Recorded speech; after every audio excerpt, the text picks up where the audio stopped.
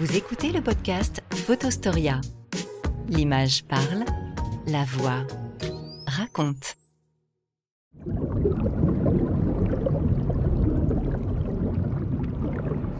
Bon, évidemment, c'est en Méditerranée que j'ai fait le plus travaillé. Donc le choix est du coup d'autant plus difficile parce que c'est là où il y a la plus grande quantité d'images. Et donc tout ça est issu du dernier ouvrage, donc Planète Méditerranée, que j'ai fait à la sortie de cette expérience inoubliable de plongée à saturation, c'est-à-dire d'utiliser les moyens de la plongée industrielle pour faire de l'exploration. Donc ces moyens de la plongée industrielle, c'est ce qu'utilisent les scaphandriers sur les plateformes pétrolières, ce genre de choses, où l'idée est de s'affranchir de la décompression quotidienne. Vous savez que plus on plonge profond, moins on peut rester au fond parce que pour quelques minutes passées au fond, il faut des heures et des heures de décompression à la remontée. Et très vite, quand on arrive à des profondeurs vraiment importantes, au-delà de 100 mètres, 150 mètres, ça devient même dérisoire. C'est-à-dire que pour vraiment quelques minutes, moins de 5 minutes, ça va tout de suite être 4 heures ou 5 heures de remontée. Donc en vérité, c'est le temps de descendre, de regarder autour de soi, et déjà il faut remonter parce qu'on a une après-midi de décompression. Donc à un moment donné, ça ne marche plus. On peut toujours se vanter, je l'ai fait, à Nice, le premier, j'étais jeune, je faisais le malin, j'étais descendu jusqu'à 200 mètres. Qu'est-ce que j'ai fait à 200 mètres? 1 minute. Et après 6 heures de remontée. Alors c'était sympa parce que quand on fait ça sur le tombant des Américains, là, au Cap de Nice, les 6 heures de remontée restent 6 heures d'exploration, puisqu'on descend le long d'un mur. Donc je suis arrivé à 200 mètres très fébrile, j'ai essayé de trouver un sujet, je ne l'ai pas trouvé, je suis remonté 190 mètres, j'ai trouvé un sujet, un corail jaune magnifique, j'ai fait une photo et j'ai commencé à remonter tout de suite. Mais toute cette remontée de 200 mètres jusqu'à 50 mètres, c'est le long d'un mur vertical. Donc il y a plein de choses à voir, il y a des surplombs, des grottes, des trucs, donc c'était très sympa. Et même quand on arrive à 50 mètres, on est donc sur la marche du tombant et le bord est à 150 mètres. On est tout près du bord ici. Ça change complètement de ma région natale à Montpellier où si je suis à 100 mètres de profondeur, je suis à 40 000 au large. Voilà, là on est vraiment à toucher, quoi. Et donc du coup, même quand on est à 50 mètres de profondeur, on va continuer, c'est là que commence le plus de la plongée, C'est une courbe de décompression, c'est une courbe asymptotique, donc plus on se rapproche de la surface, plus c'est long. Donc au final, on s'aperçoit qu'on passe les 2/3 de sa plongée entre 12 mètres et la surface, pour une plongée à 200 mètres. Mais c'est pas grave parce que, encore une fois, on est au bord, donc on traverse l'herbier de Posidonie, qui doit être à partir de 35 mètres à peu près, 30 mètres, jusqu'à 6-7 mètres de profondeur, donc on a tout ça. Et puis après, même quand on est là à 6 mètres de profondeur, on est sur le bord, il y a des cailloux, des rochers, des petits poissons. Et moi j'ai commencé à nager tout doucement, je suis rentré dans la baie de Villefranche, j'ai fini après le port de Villefranche, et je suis revenu encore, et j'ai fini devant la station marine, voilà. Parce que forcément, on a du temps, et voilà. Donc ça passe très bien, mais le temps à 200 mètres, franchement, c'est un peu faire le malin de dire j'ai plongé à 200 mètres. Non, tu fait un aller-retour, c'est à peine si tes yeux ont le temps de s'habituer à la pénombre qu'il faut déjà remonter. Voilà. Donc pourquoi la plongée à saturation? Parce qu'elle va affranchir ça. Tout à coup, on ne regarde plus sa montre. On descend à la profondeur que l'on souhaite explorer. On y reste aussi longtemps qu'on est capable de supporter le froid. Parce qu'à haute pression, le froid a un effet...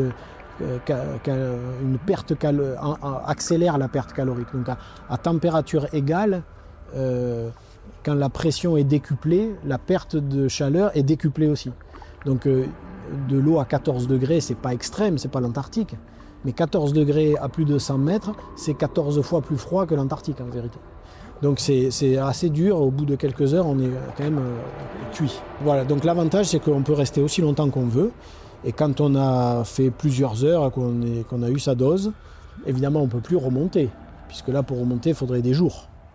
Là on rentre dans une tourelle pressurisée, on ramène cette tourelle à la surface très vite, mais comme la pression à l'intérieur reste la même, il n'y a pas d'accident de décompression, on connecte cette tourelle à un caisson de vie dans lequel règne aussi la même pression qu'au fond.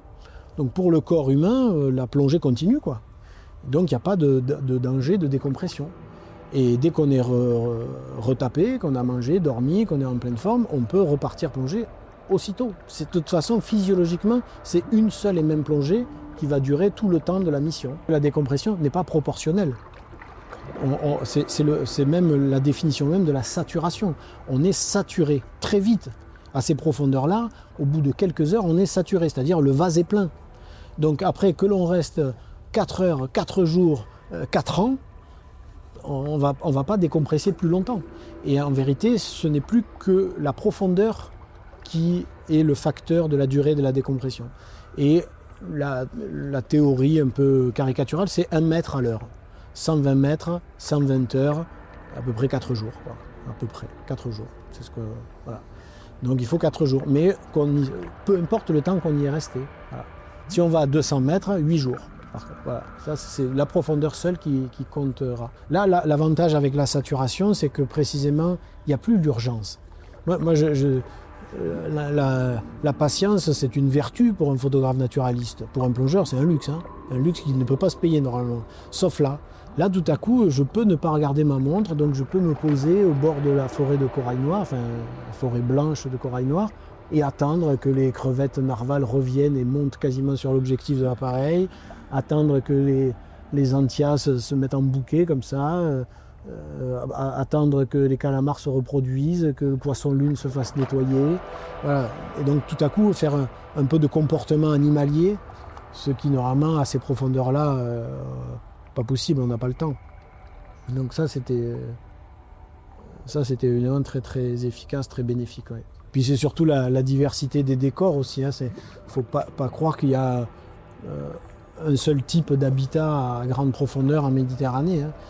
Il me semble que tout ça, c'est quand même très varié. Et pour autant, tout ça, c'est non seulement en Méditerranée, mais en Méditerranée très locale. Hein. Ça, c'est pas plus que de Marseille à Monaco. Hein. C'est tout. Hein. Nous, en l'occurrence, on est resté 28 jours.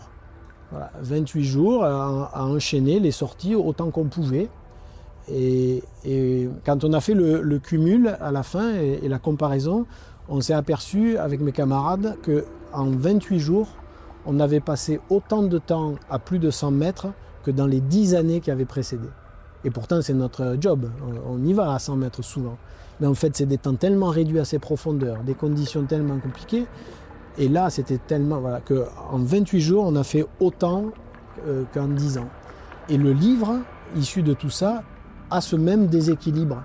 C'est-à-dire que les photos, je les ai choisies avec ma compagne, avec Caroline, et on les a choisies indépendamment. On s'en moquait de savoir quand est-ce qu'elles avaient été faites. Ce qu'il fallait, c'est que ce soit nos photos préférées, qu'elles racontent une histoire, voilà. Mais à la fin, j'ai dit, tiens, je vais quand même faire le bilan de quand ont été faites les photos. Ben, je suis arrivé au même déséquilibre. C'est-à-dire que la moitié des photos du livre avaient été faites dans ces 28 jours, l'autre moitié sur plus de 10 ans. Voilà. Ce qui prouvait l'efficacité de cette technique de plongée que je rêve aujourd'hui qu'on a déjà réutilisé une deuxième fois au Cap Corse 2 ans plus tard, et que je rêve aujourd'hui d'utiliser à travers le monde, d'imaginer posséder notre propre système de saturation et d'imaginer un grand voyage autour du monde pour retourner voir des endroits mythiques, que ce soit l'Antarctique ou le Sélacanthe ou des choses, mais avec ces moyens-là, ne plus être limité à grande profondeur. Voilà. Pour l'instant, c'est un projet, mais on y travaille.